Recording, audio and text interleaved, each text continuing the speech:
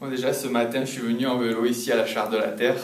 Donc, c'est à vélo que je me déplace, c'est à vélo que je vis. Et j'utilise le vélo pour exprimer toutes mes convictions. Donc, moi, j'ai couru le Tour de France en 2008, la plus grande épreuve cycliste du monde. Puis, j'y ai chuté. Et j'ai 2 équipiers qui ont été contrôlés positifs au dopage.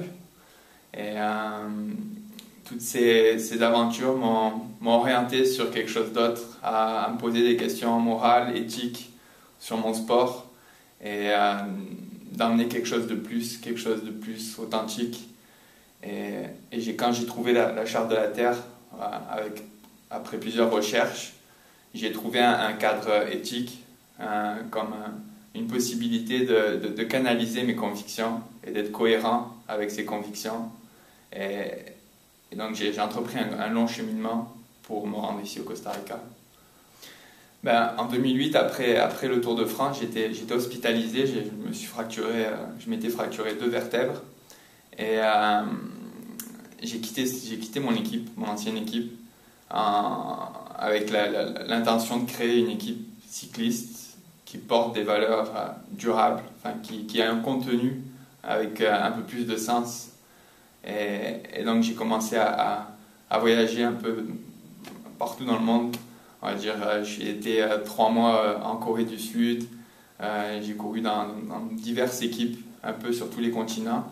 Et j'ai un peu mis de côté le haut niveau comme on l'entend aujourd'hui, qui est, on connaît tous le Tour de France, tout le monde connaît la Coupe du Monde de foot, tout le monde connaît les Jeux Olympiques. Et j'ai un peu laissé ce monde de haut niveau en revenant un peu dans le monde commun, on va dire, dans le monde de tout le monde, à revenir à connaître d'autres modes de vie, à connaître d'autres personnes plus humainement. Puis ça m'a rapproché un peu plus de la Charte de la Terre. Et tout ça m'a donné de la cohérence avec le sens de la vie simple. Justement, j'aimerais impliquer toutes ces valeurs, toute cette simplicité dans le sport de haut niveau. Et c'est pour ça que j'ai l'intention de créer une équipe cycliste pour porter ces valeurs, pour éduquer les gens. Je pense que le sport de haut niveau se doit d'éduquer à des principes, voilà, et à des principes éthiques, à des principes où la morale retrouve un sens. Et donc, c'est ce que j'aimerais inspirer aux gens avec le sport. Je pense que le vélo est un sport qui est très universel. C'est un sport qui se pratique sur tous les continents, de partout dans le monde. Tout le monde pratique du vélo. Puis c'est aussi un moyen de transport. Et je pense que le cyclisme est un parfait véhicule pour porter des messages, pour aller au contact avec les populations. Une course de vélo, ça se passe en extérieur, ça se passe dans les terres, ça se passe dans le monde un peu réel. C'est pas comme, je vais pas dénigrer un autre sport, mais un match de foot, c'est dans un petit secteur et il faut payer pour y rentrer.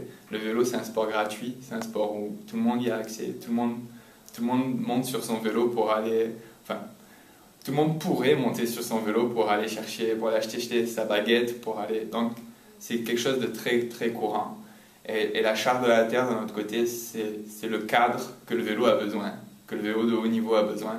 Donc, je pense que le mariage entre les deux aurait une très bonne répercussion à donner du sens, à l'individu, à celui qui se cherche, mais aussi au sport en lui-même. L'idée d'avoir une équipe cycliste Charte de la Terre, ça serait d'éduquer les gens au quotidien. Un athlète de haut niveau, c'est un ambassadeur, c'est quelqu'un qui cherche l'excellence. Et en cherchant l'excellence, il cherche le meilleur de lui-même. Et le meilleur de lui-même, ça peut être le meilleur de chacun d'entre nous. Donc je pense que l'interaction entre une équipe cycliste et l'individu, la connexion, c'est l'éducation, c'est de donner à son prochain quelque chose de sensé. Et la Charte de la Terre peut inspirer les gens à avoir une éthique. Et le sportif de haut niveau serait parfaitement en accord avec ça.